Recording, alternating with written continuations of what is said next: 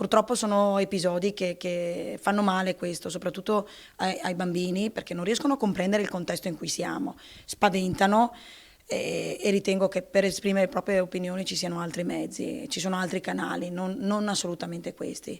La libertà di parola, di espressione va bene, ma stiamo sbagliando metodologia. Ritorna con la mente ai raid dell'inverno scorso nel suo comune Katia Uberti, sindaco di paese, dove più volte le scuole erano finite nel mirino dei soliti ignoti. Lei stessa è stata ed è tuttora destinataria di messaggi dal contenuto Novax per essersi espressa a favore della scienza e del vaccino. Lo aveva raccontato nei nostri studi, ma la denuncia pubblica non è bastata a farli desistere. Lettere ne ricevo puntualmente, quindi non dico ogni settimana, ma ho le persone affezionate che continuano a scrivermi, sì. Io sono in contatto anche con le forze dell'ordine, con i carabinieri, ovviamente li informo puntualmente di tutto ciò che accade, stanno tenendo sotto controllo, al momento mi hanno detto non ci sono estremi per mettere sotto controllo, ovviamente, perché sono lettere molto generiche di articoli di giornali, contestazioni.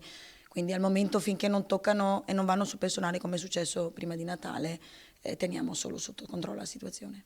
Che la situazione sia ancora tesa, nonostante la fine graduale delle restrizioni, lo conferma anche l'Associazione di Commercianti Veneto Imprese Unite, che la scorsa settimana aveva segnalato la fissione di manifesti, sempre Novax, fuori da alcuni negozi del centro. Dopo la denuncia pubblica, lo stillicidio è proseguito via social. Abbiamo ricevuto migliaia di commenti sotto i nostri post che appunto facevano un po' di rassegna stampa, comunque condannavano i gesti degli altri giorni, e anche questa è una sorta di violenza, seppur non fisica. Commenti virtuali con abuso di richiami al nazismo, spesso usata a sproposito anche l'immagine di Anna Frank. L'associazione con il nazismo e soprattutto col trattamento subito dagli ebrei è sicuramente di dubbio gusto e va a rivangare una pagina della storia che dovremmo lasciare lì, e la gente deve riposare serena dopo quello che ha passato sotto l'Olocausto.